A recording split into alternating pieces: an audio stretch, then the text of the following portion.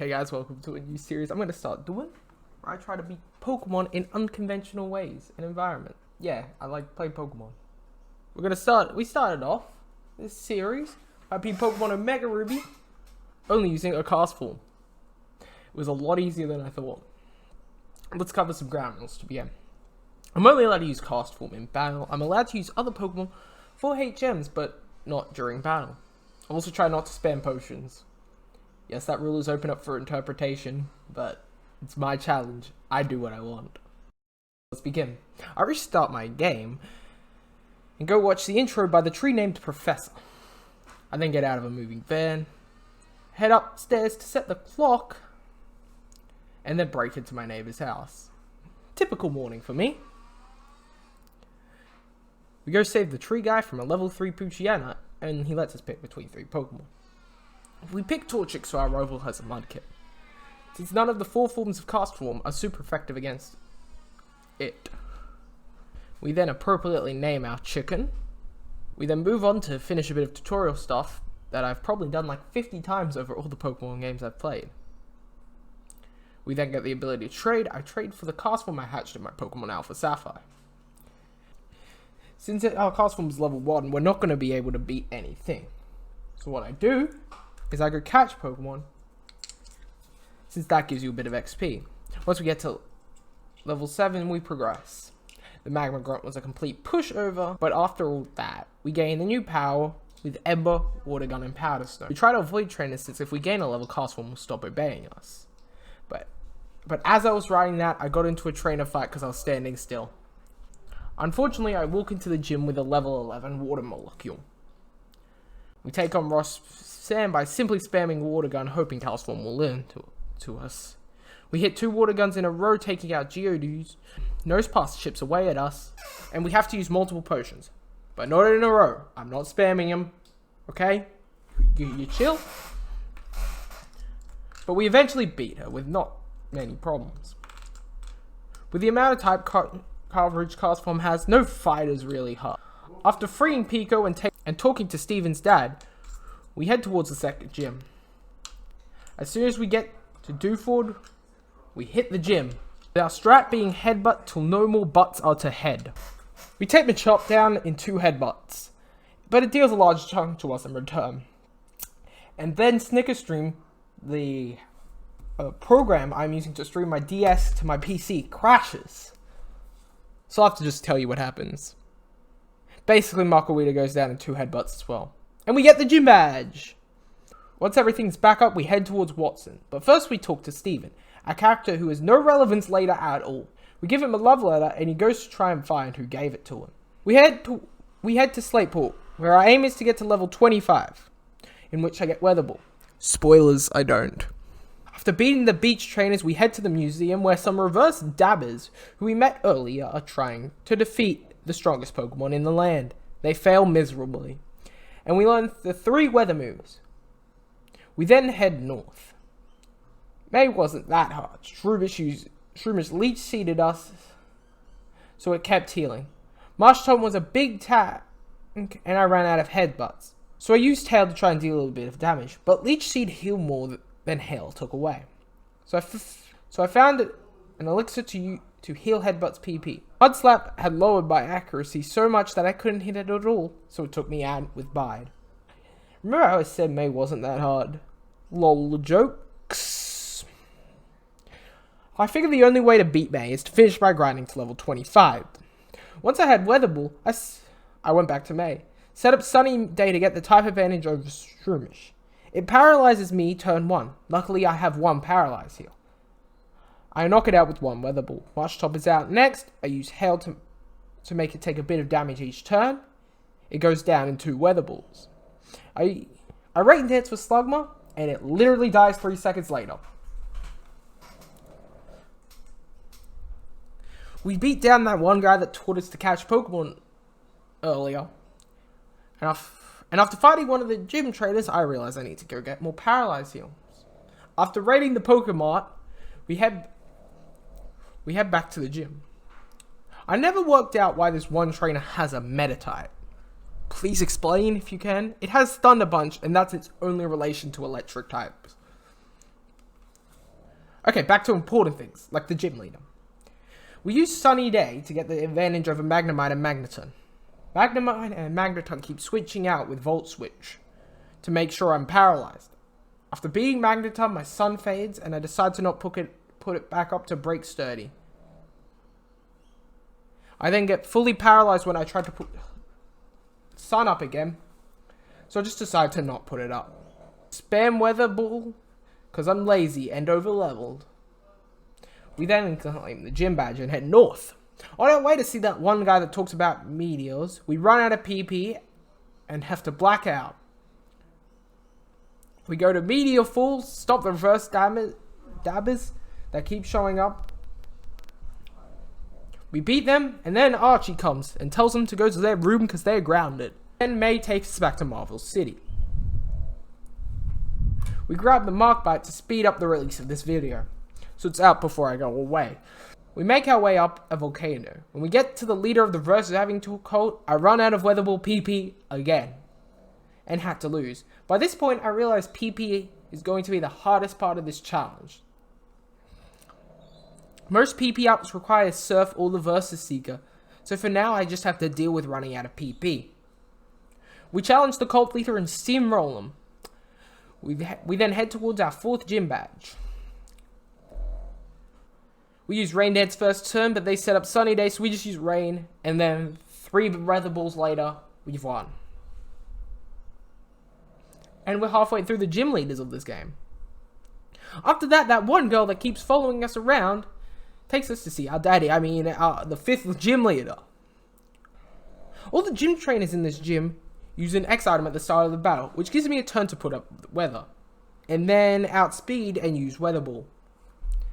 So it was easy. Then on to daddy, our father. I set up Rain and knock Slacking out in 1 turn. After I knock out Slacking, I fall asleep. After 1 turn, I wake up and finish Vigoroth. To the final Slacking and use weather balls. Unfortunately, I didn't realize my weather had faded, so I have to reset it and then finish it with no trouble.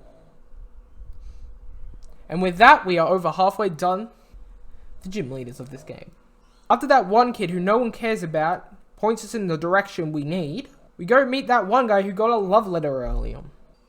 After helping him beat up some cult members, he gives us a legendary, but since it's not Castform, we can't use it. We then enter the Weather Institute, where everyone's favourite reverse dabbers were. We then obtain another Castform from the people we saved. I will not be using it, I just wanted the Mystic Water. We then run through the only girl that would stalk me. After doing that, she realizes that I've noticed her following me around the region and gives me the ability to fly away from her forever. We then go follow the guy that gave us a legendary to ask why the heck he gave us a legendary we can't use. After we have a very stern conversation with him, the 6th gym leader goes down very easily with our new Mystic Water. Pelipper was a bit of trouble since Rain ran out, it has Protect and resists Weather Ball. But it's a Pelipper, so it went down easy. We then use Fly to get all the PP ups we could. While in the sandy part of Route 111, we pick up a fossil. I'll let you guys decide in the comment which one I took. On our way downtown, we meet the red guys that keep popping up. So we follow them because they may have some relevance later. We use our epic pro gamer moves to avoid every trainer inside this region's version of Lavender Tower. The guys we follow steal an orb to complete their cosplay, and we move on to the next town. In the next town, once we're in the next town, we demolish the girl Once in the next town, we demolish the girl we thought we got away from, but apparently still wants us to care about her. We head to the department store to buy the TM for Thunder and some repels for the upcoming water routes. Team Strawberry steals a submarine, so we raid their base like Area 51. Only we were successful. But before we can get to the aliens, they steal them and run off in the submarine they stole earlier. We use our pro gamer moves again to dodge every trainer, and we hit up the 7th gym. Since it's a double battle, I'll bring in my 2 HM slaves. I'll use useless moves so they don't affect the battle. I begin by using Rain Dance, but immediately Solrock uses Sunny Day, and then Castform is put to sleep by Lunatone. Luckily, the next turn they attack Linoon, and same with the next turn. The next turn they were smart and KO'd Castform. That's the first loss that isn't because of PP. What I need to do is we try again.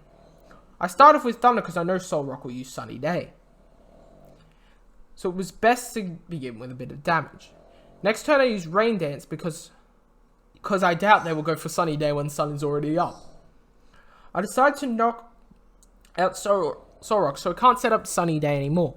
We KO Lunaton the next day.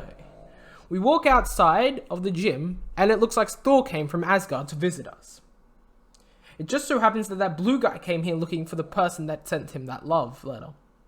We then head to a random cave in the middle of the ocean, and Team doesn't realize it's 2019 is coincidentally here. We make our way to the bottom of the cave to meet Thor, but we only meet a guy wearing glasses and a stone statue. I'm still poisoned from an earlier battle, since when I did my big healing item purchase, I didn't purchase any antidotes.